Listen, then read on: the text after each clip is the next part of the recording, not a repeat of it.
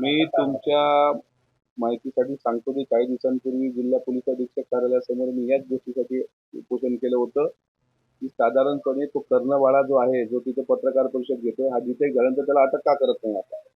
पण तो अद्यापही अटक झालेला नाही आणि ती एक अनबोरे नावाची महिला, हे 2 अटक झालेले नाहीत. काल सीसीटीव्ही मध्ये तुम्ही बघा, त्याचा ड्रायव्हर जो आहे, अमित का काय त्याचं नाव, त्यांनी पहिला दगड मारला.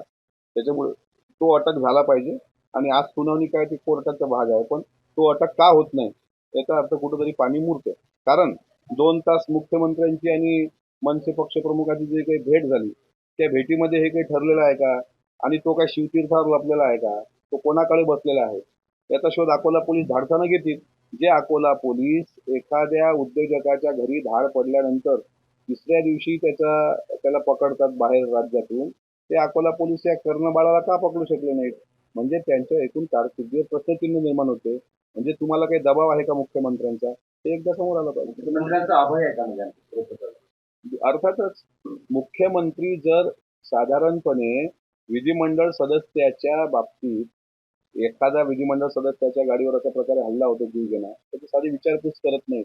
मुख्यमंत्र्यांचं माझ्याबद्दल प्रेम नाहीये किंवा कमी झालं असं समजतं. तुमच्याबद्दल की पक्षाबद्दल? वैयक्तिक माझ्याबद्दल त्यांच्या मनात काय असे आहे मला माहित नाही.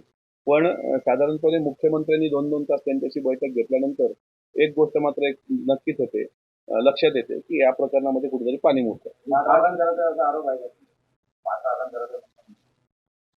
तर मुख्य आरोपी पकडला का जात नाही? या राज्यामध्ये अशी परिस्थिती निर्माण होत असताना एखाद्या आमदारावर, म्हणजे माझं पद आहे ना, माझ्याकडे विधिमंडळ सदस्याचं पद आहे, आता कोणी गल्ली बोळातला गुंडे भुगतात याचा बंदोबस्त करता येत नाही मुख्यमंत्र्यांना? कायदा सुव्यवस्था नाही आहे महाराष्ट्रामध्ये. ज्या प्रकारे हे सगळं चाललंय ते बरोबर नाही आहे चित्र. आणि आता जशा जशा निवडणुका येतील तसे तसे आणखी आरोप प्रत्यारोप करत राहतील.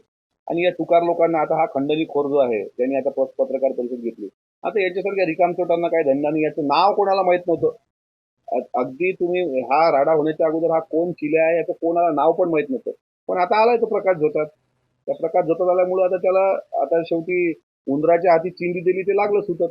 तर करू द्या ना. मी तर वाटच पाहतो तो जितका बोलेल तितका आमच्यासाठी चांगला आहे. तो बोललाच पाहिजे. मुख्यमंत्र्यांवर फार मोठा आरोप आहे.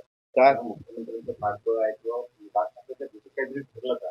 2-2 तास जर आता मुख्यमंत्री वेळ देऊन राहिले आणि या प्रकरणावर एक प्रकार शब्द बोलायला तयार नसतील, तर मग आता आम्ही न्याय कोणाला मागायचा? महाराष्ट्र, माझा साधा प्रश्न तुम्हाला आहे पत्रकार भावांनी, महाराष्ट्र विधिमंडळ सदस्यामध्ये जे काही विधानसभा आणि विधान परिषदेचे सदस्य असतात यांचा कॅप्टन तर मुख्यमंत्री असतो ना, आणि मुख्यमंत्री दोन्ही सभागृहाचे सदस्य असतात. ते कुटुंब प्रमुख असतात. मग कुटुंब प्रमुखाने कुटुंबातल्या एखाद्या व्यक्तीची चौकशी करणं हे कुटुंब प्रमुखाचं कर्तव्य असते. त्यांनी साधा फोन पण करण्याचं औदार्य दाखवलं नाही. त्याच्यामुळं मला असं वाटतं की साधारणपणे या गोष्टीत आज नाही पण भविष्यात मी या गोष्टीचा नक्कीच पाठपुरावा करेन.